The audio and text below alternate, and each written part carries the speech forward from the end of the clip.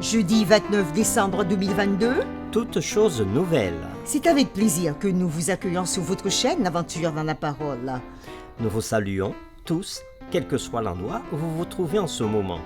Que la paix de Dieu soit avec vous.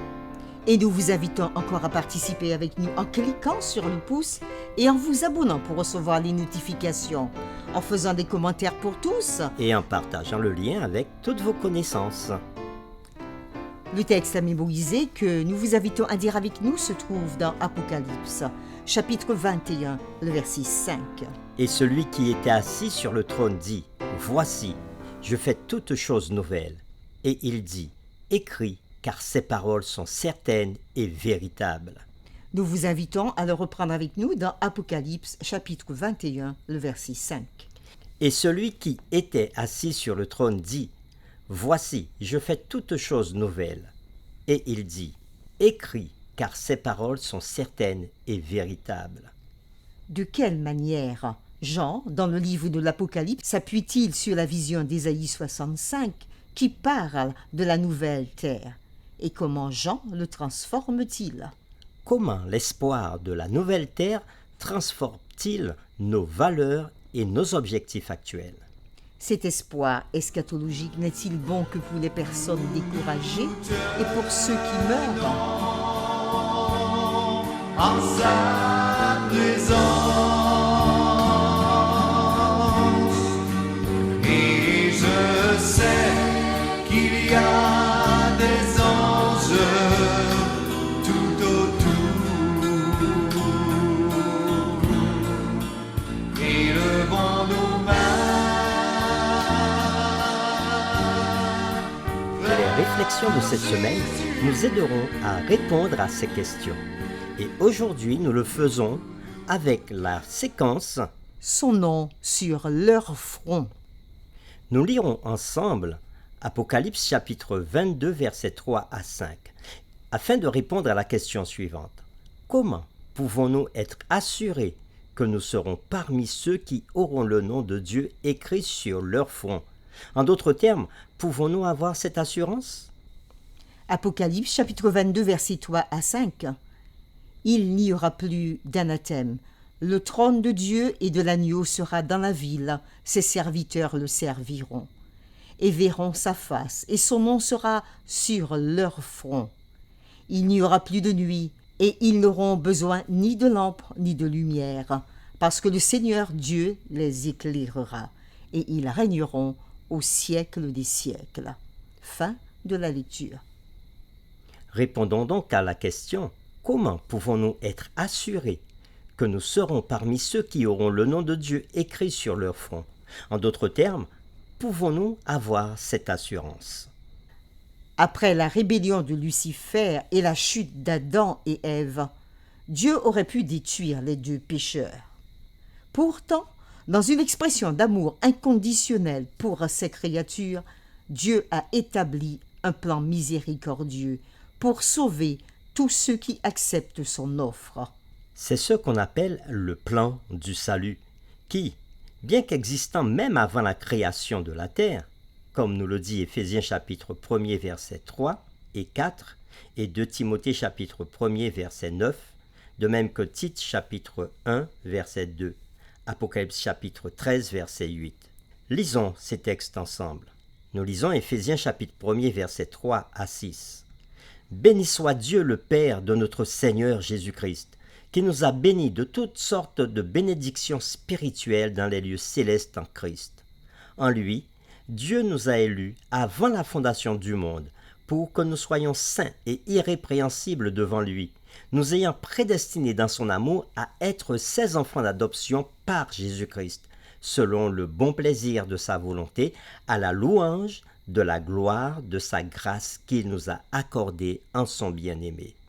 Dans 2 Timothée 1, verset 7 à 9, il est dit « Car ce n'est pas un esprit de timidité que Dieu nous a donné, mais un esprit de force, d'amour et de sagesse. N'aie donc point honte du témoignage à rendre à notre Seigneur, ni de moi son prisonnier, mais souffre avec moi pour l'Évangile, par la puissance de Dieu qui nous a sauvés et nous a adressé une sainte vocation, non à cause de nos œuvres, mais selon son propre dessein et selon la grâce qui nous a été donnée en Jésus-Christ avant les temps éternels. Tite chapitre 1er verset 2. Paul, serviteur de Dieu et apôtre de Jésus-Christ, pour la foi des élus de Dieu et la connaissance de la vérité qui est selon la piété, lesquelles reposent sur l'espérance de la vie éternelle promise dès les plus anciens temps par Dieu qui ne ment point. Et dans Apocalypse chapitre 13, le verset 8, il est dit « Et tous les habitants de la terre l'adoreront, ceux dont le nom n'a pas été écrit dès la fondation du monde dans le livre de vie de l'agneau qui a été immolé. » Oui, ce que nous appelons le plan du salut existe même bien avant la création de la terre, comme nous venons de le lire. Et ce plan fut présenté pour la première fois à l'humanité en Éden, juste après la chute. Il fut ensuite révélé dans les types et les ombres du service du sanctuaire hébreu. Enfin, c'est dans la vie, la mort et la résurrection de Jésus qu'il trouva son expression la plus complète. C'est ce qui nous est dit dans le livre des Romains, tout le chapitre 5 en parle. La promesse de la vie éternelle se trouve au centre du salut, fondée sur les mérites de Jésus à tous ceux qui acceptent par la foi la grande provision donnée à la croix.